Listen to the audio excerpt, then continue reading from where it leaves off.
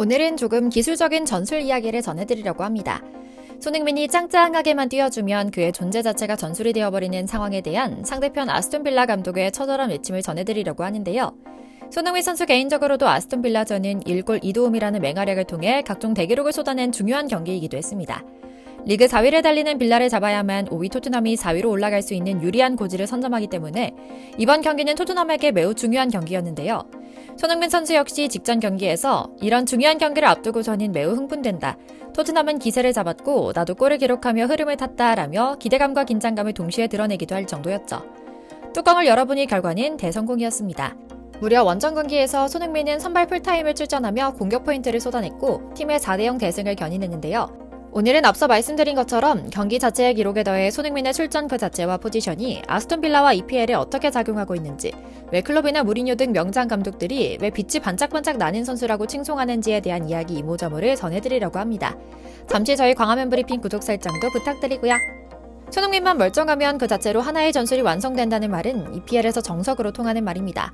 그래서인지 이번 아스톤 빌라전은 축구 전문가들과 도박사들 사이에서 중요한 분기점으로 생각하는 경기이기도 했는데요.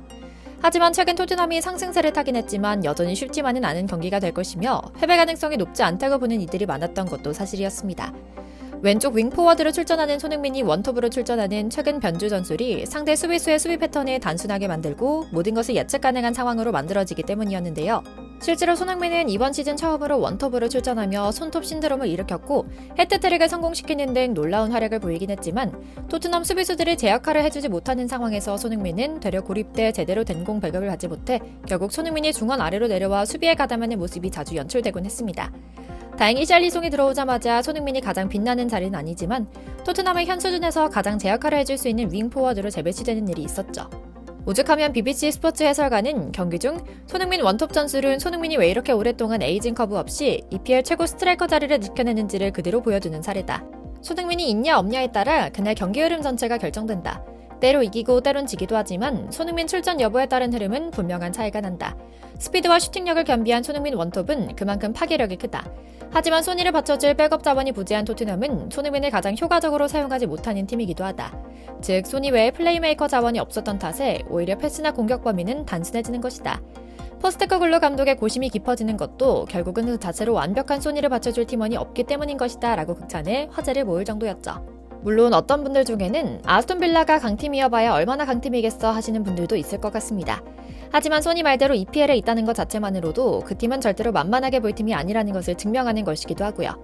실제로 아스톤 빌라는 현재 리그 4위에 있는 강팀이기도 합니다. 단단한 수비와 한 박자 빠른 역습 전술을 구사하며 한 골을 먹으면 두 골을 넣으면 된다는 투지를 갖춘 강력한 공격진을 갖고 있죠. 조직력을 우선시하며 하나하나 만들어가는 토트넘으로서는 쉽지 않은 상대인 겁니다. 게다가 샬리송이 부상으로 또다시 아웃된 상태에서 손흥민이 원톱으로 나설 것이라는 사실은 빌라 감독에겐 너무나 확실한 카드였기 때문에 토트넘 입장에서는 더욱 긴장된 상황이었죠. 당연히 실제 경기 시작 휘슬이 불며 갖춰진 대응도 무려 파이브백이었습니다. 그 와중에 공격수 자리에 2명을 배치했으니 아예 창과 방패만 갖추고 나머지 장구류는 아무것도 챙기지 않은 채 전투에 나선 셈인데요. 손흥민 하나만 제대로 맞고 기회를 틈타 역습하겠다는 의지를 강하게 드러냈던 겁니다. 물론 경기 내용 자체는 쉽지 않았습니다. 토트넘은 초반부터 강력한 전방 압박으로 아스톤 빌라의 후방 빌드업을 방해하며 공격을 전개하는 과정에서 기선 제압을 시도했지만 마지막 패스에 실패하면서 이렇다 할 기회를 잡지 못했습니다.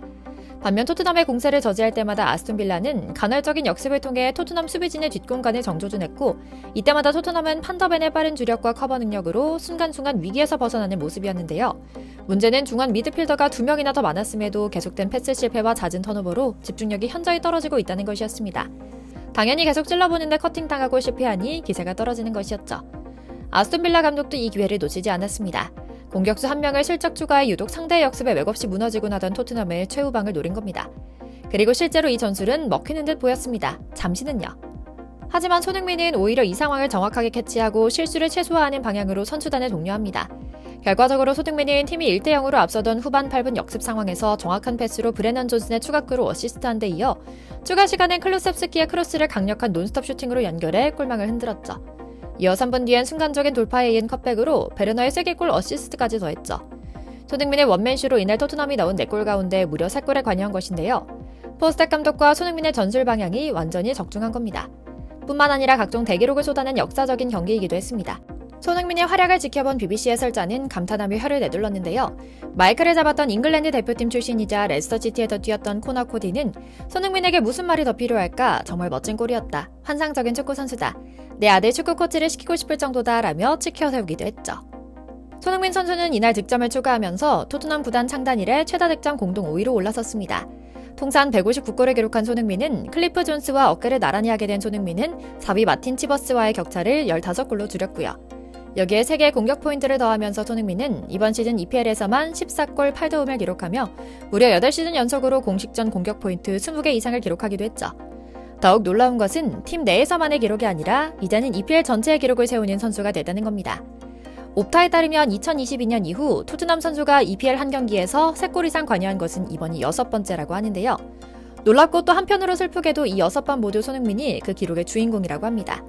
경기에서 한 번 기세를 타면 무섭게 그 기세를 이어간다는 뜻이기도 하지만 또 동시에 알게 모르게 피해보던 인종차별적인 플레이 때문에 스스로 흐름을 만들어 골을 기록하는 스타일로 치고 달리는 플레이가 많았다는 반증이기도 하거든요.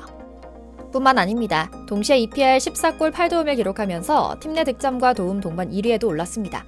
득점은 이미 팀 내 1위를 달리고 있던 가운데 이날 2개의 도움을 더하며 메디슨, 포로를 제치고 득점은 물론이고 도움까지 팀 내 최다인 명실상부 에이스 입지를 굳게 다진 겁니다. 당연히 이런 맹활약의 손이는 후스코어드닷컴 평점 9.4점을 비롯해 슈퍼스코어 9.1점, 풋못 9점 등 스탯 기반 평점에서 모두 9점 이상의 높은 평점을 받기도 했습니다. 양팀 통틀어 압도적인 1위고요. 풋볼 런던 스탠다드 등 현지 매체 평점 역시도 10점 만점에 9점 이상을 받았죠. 팬들이 직접 뽑은 경기 공식 최우수 선수당 역시 83.4%의 압도적 지지를 받아 손흥민의 몫이었고요. 손흥민은 사실 오랫동안 아스톤 빌라의 킬러로 널리 알려져 있었습니다. 빌라와 치른 7경기에서 5골 1도움을 몰아치면서 킬러로서의 면모를 유감없이 보여줬고요. 2021년엔 해트트릭을, 2019년엔 멀티골을 터뜨리며 2경기 모두 토트넘의 승리를 이끌기도 했죠. 그리고 이번에도 그 기세는 유지됐습니다. 여전히 멋졌죠. 전술적으로 손흥민을 뒷받침하는 선수들이 계속 발굴되고 있다는 점도 남은 시즌과 다음 시즌이 기대되는 지점입니다. 메디슨의 사례는 물론이고 이제는 존슨까지 이른바 손흥민 키즈가 계속 성장하고 있거든요. 직전 크리스탈 팰리스 경기에서 존슨의 도움을 받아 골을 넣었던 손흥민은 이번엔 존슨의 골을 돕기도 했고요. 이번 빌라전에선 손흥민이 존슨의 시즌 4호 골을 도왔죠. 서로 골과 도움을 주거니 받거니 하며 새로운 콤비가 탄생될 조짐을 보인 겁니다. 손흥민의 존재 자체가 전술이 되는 현 상황에서 폭발적인 속도를 맞출 수 있는 후선은 마찬가지로 빠릿한 발과 왕성한 활동량을 지닌 측면 공격수가 채워야 합니다. 그래야 이번 경기처럼 손흥민 원톱으로 다양하면서도 파괴적인 공격을 전개할 수 있는 겁니다. 손흥민 선수의 남은 시즌과 앞으로의 커리어가 기량과 진심과 행복으로 가득 차길 기원하며 오늘 영상 마치겠습니다.